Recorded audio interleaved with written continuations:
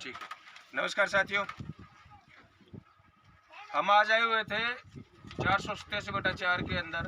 पीछे जो आंदोलन किया था हमने, जिन 41 परिवारों को तोड़ा था, जिन मकानों को तोड़ा था, तो आंदोलन के उपरांत तहसील प्रशासन जो है, तहसीलदार समेत सारे अधिकारी जो है, वो अपनी गलती के कारण दबाव में आए और उन्होंने कहा कि यहाँ पर हम किसी भी परिवार को हटाएंगे नहीं। ये वार्ता के अंदर उन्होंने बोला था। वार्ता में शामिल थे पूर्व विधायक राजेंद्र बादू और इसके अलावा सूरतगढ़ के बहुत सारे जनप्रतिनिधि शामिल थे। मैं भी उस वार्ता के अंदर शामिल था। तहसीलदार ने स्पष्ट कहा था कि यहाँ पर इस रकबे के अंदर जितने भी लोग बस रहे हैं और जिनके मकान तोड़े हैं, उनको यहाँ से कब्जा बेदखल नहीं किया जाएगा। उनको यहीं पर अगर वो मकान दोबारा बनाते हैं तो उनको रोका नहीं जाएगा। ये सहमति बनी थी हमारे आंदोलन के बाद में। यहाँ पर जितने भी मकान बने हुए हैं, उनमें से लगभग 10-15 घरों के अंदर विद्युत कनेक्शन है, वो भी है। उनके बिल भी हम PDF इसकी है वो साथ में डिस्क्रिप्शन में लगा दूंगा। और एक चीज आपको जो बताने वाली है सबसे जरूरी, वो ये है, आज हम दोबारा इसलिए आए हैं क्योंकि यहाँ पर जैसे अभी भाई रामू है, ये अपना मकान स्टार्ट कर रहा है, और जितने भी लोग अपने झोंपड़ी के अंदर या भी प्लास्टिक के अंदर बैठे हुए हैं, उनको भी अपने मकान बनाने हैं। लेकिन ये लोग आज भी डर में हैं। इनके एक अघोषित डर इनके दिमाग में है कि कहीं अब बना लें फिर टूट ना जाए। ठीक है, तो बहुत सारे इनका खर्चा बैठता है इस महंगाई के अंदर। तो इनके डर को दूर करने के लिए हमने जब प्रशासनिक अधिकारियों से लगातार संपर्क किया और उसके बाद में कल शाम को नाटकीय तरीके से सूरतगढ़ तहसीलदार ने सूरतगढ़ SDM को एक रिपोर्ट प्रेषित की। हालांकि इस रिपोर्ट प्रेषित से पहले भी तहसीलदार ने मुझे खुद फ़ोन किया था और कहा था 272/3 के अंदर जो बड़े बड़े नोरे हैं उनको हटाने के अंदर बेनीवाल जी आप हमारा दबाव मत बनाना। मैंने कहा कोई दिक्कत नहीं है, जहाँ पर मकान नहीं बने हुए हैं, जहाँ पर कोई गरीब नहीं रह रहा है, और अगर बड़ा किसी ने कब्जा कर रखा है तो आप हटाओ, कोई दिक्कत नहीं है। लेकिन अगर कोई घर बना हुआ है, उसके अंदर कोई आदमी रह रहा है, तो वो चाहे 272 में हो, चाहे वो 487 में हो, चाहे वो सूरतगढ़ के किसी भी हिस्से में हो, वहां पर हम आपको कोई भी मकान है वो तोड़ने नहीं देंगे किसी भी हालत में। तो इन्होंने हमें बताने की बजाय कागजी कार्रवाई क्या शुरू कर रहे हैं, वो मैं आप सबके साथ साझा करना चाहता हूं। और ये हर इंसान को पता होना चाहिए कि प्रशासन कहता क्या है और करता क्या है। यहाँ पर 487/4 के अंदर 41 घरों को तोड़कर मीडिया के अंदर बयान देता है कि 272/3 के अंदर बड़े बड़े लोगों के जो है कब्जे हैं, 2-2 बीघा में, 4-4 बीघा में, इसलिए हमने कार्रवाई की। अगर तेरे को कार्रवाई करनी थी, आपको कार्रवाई करनी थी, तो आप वहां पर करते। इन गरीबों पर कार्रवाई आपने क्यों की? ये हमारा उस दिन भी सवाल था और आज भी सवाल है। उसके बाद में कल शाम को सूरतगढ़ में जितने भी मीडिया के बंधु हैं उनको ये रिपोर्ट प्रेषित करते हैं और सूरतगढ़ के SDM को एक रिपोर्ट प्रस्तुत करते हैं। वो रिपोर्ट हमें जाननी जरूरी है क्योंकि इतना सब कुछ ये कर रहे हैं तो इसके पीछे साजिश बड़ी है। वो रिपोर्ट का कुछ अंश मैं आपके साथ साझा करना चाहता हूँ। विषय बताया उन्होंने कि खसरा नंबर 487/4 शुद्ध आराजीराज भूमि को राजकीय प्रयोजनार्थ आरक्षित करने बाबत। मतलब SDM को ये रिपोर्ट भेजते हैं कि शुद्ध आराजीराज भूमि 487/4 जो है वो राजकीय है, मतलब सरकारी काम खातिर माना चाहिए। पहली बात तो ये है कि ये भूमि शुद्ध आराजीराज नहीं है। शुद्ध आराजीराज का मतलब है कि आज तक वो भूमि किसी को अलॉट नहीं हुई हो, किसी को आवंटित नहीं हुई हो, ऐसा नहीं है। ये TC खारिज भूमि थी और आज ये जो है आप इसको राज रकबा घोषित कर सकते हो, वो एक अलग बात है, लेकिन इसको शुद्ध आराजीराज बोलना ये बिल्कुल गलत है। फिर सबसे बड़ा जो है, हालांकि सूरतगढ़ के बहुत बुद्धिजीवी वर्ग हैं, वो कहते हैं सूरतगढ़ को अगर जिला बनाने हैं तो बहुत सारी सरकारी भूमि हमें चाहिए, कि बहुत सारे सरकारी डिपार्टमेंट हमें बनाने हैं। तो हरी जी आप ये गलत कर रहे हैं, सूरतगढ़ को जिला बनाने की दिशा के अंदर ये अच्छा काम कर रहे हैं तहसीलदार जी। मैं उन लोगों को कहना चाहता हूँ, जिला बनाने का काम प्रशासन नहीं करता है, पहली बात तो ये है। और जिला कोई भूमि के आधार पर नहीं बनता है। किसी गरीब के घर को हटाकर अगर सरकारी भूमि या सरकारी प्रयोजनार्थ इनको भूमि चाहिए तो वैसा जिला हमें नहीं चाहिए। पहली बात तो ये। दूसरी बात, इस रकबे के आगे, इस रकबे के पीछे बीकानेर रोड पर बहुत सारी ऐसी भूमि है जहाँ पर ये राजकीय प्रयोजनार्थ अगर कोई भूमि लेना चाहे तो इनको मिल सकती है। यहाँ पर गरीबों को हटाकर अगर ये भूमि लेना चाहे तो ये बिल्कुल, मैं ये कहता हूँ, सूरतगढ़ प्रशासन, सूरतगढ़ तहसीलदार विशेषकर, इसकी साजिशें गहरी है। ये एक बार हमें भ्रमित करने के लिए, जनता को भ्रमित करने के लिए और इन गरीबों को यहाँ से हटाने के लिए ये हमें उद्देश्य बताता है कि इसको अराजी, शुद्ध अराजी राज भूमि घोषित करना चाहता है और कहना चाहता है कि यहाँ पर हम कुछ सरकारी संस्थाएं हैं वो स्थापित करेंगे। जैसे ही टाइम निकलेगा 5-6 महीने, उसके बाद में ये भूमि आप देख लेना खुद। आज से पहले बहुत सारे उदाहरण मैं आपको बता दूं जिनको प्रशासन ने इसी प्रकार गरीबों से खाली करवाया और उसके बाद में उन राजनीतिक घरानों को इन्होंने सौंपा जिनकी ये दलाली करते हैं ये सारे प्रशासनिक अधिकारी। यहाँ पर भी कुछ ऐसा ही करने वाला है ये प्रशासन, इसके अलावा और कुछ नहीं। मेरे सवाल है कुछ, वो सवाल मैं हर आदमी को, हर पढ़े लिखे इंसान को सोचने चाहिए कि आखिर सूरतगढ़ में ही नहीं, कहीं पर भी अतिक्रमण की कार्रवाई चाहे वो नगर पालिका करती है, तहसील प्रशासन करता है, तो उसकी शुरुआत हमेशा गरीब के घर से क्यों होती है? पहली बात तो ये। दूसरी बात, विद्युत विभाग है वो अगर इन घरों के अंदर विद्युत कनेक्शन दे रहा है तो आप इसको बिल्कुल अवैध कब्जा कैसे कह सकते हैं? बिल्कुल अवैध कब्जा नहीं है ये। अवैध कब्जा ये होता है कि आप दादागिरी करके, कोई भूमि पड़ी है वहां पर जाकर 10-20 गुंडों को बिठाकर कब्जा कर लेते हो, उसे कहते हैं अवैध कब्जा। ये अवैध कब्जा नहीं है। यहाँ पर जितने भी लोग बैठे हैं सब ने ये जमीन खरीदी है। अब भोले वाले लोग हैं, खरीदने की, डॉक्यूमेंट्स की इनको प्रक्रिया पता नहीं है, लेकिन इन्होंने खरीदी है, किसी से भी खरीदी हो, उसके बाद में किसी ने 20,000 में, 30,000 में, 40,000 में, उसके बाद में ये लोग बैठे हैं। आबादी बढ़ रही है। आबादी भूमि की व्यवस्था करना प्रशासन की जिम्मेदारी होती है, सरकारों की जिम्मेदारी होती है, पब्लिक की नहीं। इसका मतलब जनसंख्या बढ़ रही है, लोग एक ही घर के अंदर 10-10 परिवार हो जाएंगे, फिर तो इसकी व्यवस्था कौन करेगा? आबादी भूमि की।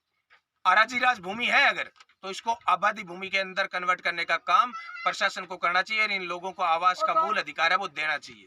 हमारा ये कहना है, अगर सरकार चाहे, सरकारी प्रयोजन से ज्यादा यहाँ पर जनता का प्रयोजन जो है वो ज्यादा जरूरी है। लोकतंत्र के अंदर जनता देश की मालिक होती है और इस देश के मालिक को आप इस प्रकार से खदेड़ रहे हो बहाने मारकर, तो ये सरासर जो है वो गलत है। इसको हम बर्दाश्त नहीं करेंगे और जरूरत पड़ी तो भविष्य के अंदर इसके लिए हम सूरतगढ़ के सारे वार्डों के अंदर लोगों से संपर्क कर रहे हैं। इस परिपाटी को खत्म करने के लिए सूरतगढ़ के अंदर हर वार्ड के लोगों को शामिल करके एक बड़ा आंदोलन की रूपरेखा हम तैयार कर रहे हैं, ताकि किसी भी आदमी को अगर 2 साल से 3 साल सूरतगढ़ के अंदर बसते हुए हो गए और उसके पास विद्युत कनेक्शन है और अगर वो नगर पालिका क्षेत्र में है तो नगर पालिका को उसको पट्टा देना पड़ेगा, और अगर किसी ग्राम पंचायत के अंडर में है तो ग्राम पंचायत को पट्टा देना पड़ेगा। अगर 3 साल कंप्लीट हो चुके हैं तो ये काम करना पड़ेगा। अन्यथा ये क्या करते हैं, जो प्रभावशाली लोग होते हैं उनको 2 दिन में पट्टा मिल जाता है और जो गरीब आदमी है, जो अनपढ़ है, उनको 10 साल भी पट्टे नहीं मिलते हैं। और उसका कारण ये होता है फिर ये दादागिरी। आपको जिस प्रकार से इस वीडियो के अंदर आप देख रहे हो, ये दादागिरी आपको दिखाई देती है हर जगह पर। ये पहली बार नहीं हुई कार्रवाई, लेकिन इतने बड़े स्तर पर, इतने वृहद स्तर पर, इतने सारे घरों को तोड़ा गया है। ये मुझे याद आता है 2000 लगभग 9-10 की कार्रवाई, जब BSNL टावर के पास से लोगों को हटाया गया था। तब भी अगर आवाज उठाई जाती तो उस भूमि को अगर आज आप देखोगे तो वहां पर कोई सरकारी बिल्डिंग नहीं बनी है। वो भूमि BSNL टावर से लेकर और आपके गुरुद्वारा तक खाली करवाई गई थी सरकारी प्रयोजनार्थ। तब भी तहसीलदार ने यही आदेश जारी किए थे। आज देख लो वहां पर कौन सा सरकारी भवन खड़ा है, सब प्राइवेट। वहां पर सरकारी भूमि के नाम पर सिर्फ एक छोटा सा सामुदायिक भवन बना है, आंगनबाड़ी केंद्र बना है, और कुछ सरकारी नहीं है। वहां पर सारी प्राइवेट लोगों को दी गई है, उनको पट्टे दिए गए हैं, लेकिन वो सब प्रभावशाली है। गरीब लोग वहां से जिनको उखाड़ा गया था, आज वो सूरतगढ़ के चारों ओर फैले हुए हैं। मेरा कहने का मतलब यही है कि इसके लिए जो पढ़े लिखे लोग हैं, जो जिम्मेदार लोग हैं, उनको सोचना पड़ेगा कि इस परिपाटी का अंत कैसे हो। हम सभी राजनीतिक पार्टियों की विचारधाराओं से ऊपर उठकर किस प्रकार से इस द्वेषतापूर्ण कार्रवाई को, इस गंदी राजनीति को जवाब दे सकते हैं, इसके लिए हमें एक होना पड़ेगा। और ना केवल एक होना पड़ेगा, हमें जरूरत पड़ने पर लड़ना पड़ेगा। जैसे मैं बताता हूँ आपको, लोकतंत्र के अंदर ना अधिकारी बड़ा है, ना कोई नेता बड़ा है। जनता सबसे बड़ी है। और इन लोगों ने तो इसका उदाहरण है, वो खुद मुंह से देखा है। जिन लोगों ने इन घरों को उजाड़ा था, जिन अधिकारियों ने यहाँ पर आकर इन घरों को तोड़ा था, वो ही अधिकारी गिड़गिड़ा रहे थे, रो रहे थे, माफी मांग रहे थे हमारे सामने। क्यों? क्योंकि जब हम एक हुए तो हमारी ताकत मजबूत हुई। एकता की ताकत इन लोगों ने देखी है। आप लोग जो सूरतगढ़ के कोने कोने से, चाहे किसी भी वार्ड में आप बसते हो, आपको अगर 3 साल हो चुके हैं, आपके घर पे विद्युत का कनेक्शन है और आपको अभी तक पट्टा नहीं मिला है, तो आप किसान जागृति मंच के 8058898058 व्हाट्सएप नंबर पर आपका विद्युत बिल जो है वो भेजें। और अप्रैल के अंदर, मार्च छोड़कर अप्रैल के अंदर हम एक सूरतगढ़ के सभी वार्डों के अंदर आंदोलन है वो स्टार्ट करेंगे और नगर पालिका पर, प्रशासन पर दबाव बढ़ाएंगे कि इन लोगों को रिहाइश का अधिकार दिया जाए, आवास का अधिकार दिया जाए, इनको पट्टे जारी किए जाए। और यहाँ पर जो 487/4 के अंदर ये जो कार्रवाई हुई है, इसका मुंह तोड़ जवाब देंगे। कोर्ट के अंदर भी माननीय न्यायालय पर हमें पूरा भरोसा है, इन लोगों को न्याय मिलेगा। और राजनीतिक लड़ाई की बात करते हैं, मानते हैं कि कांग्रेस और बीजेपी के बड़े नेता हमारे खिलाफ हैं, लेकिन उसके बावजूद यहाँ के जो लोग हैं वो सारे किसान जागृति मंच के माध्यम से हम आवाज़ उठाएंगे और एक भी घर को यहाँ से किसी अलग जगह विस्थापित नहीं होना पड़ेगा।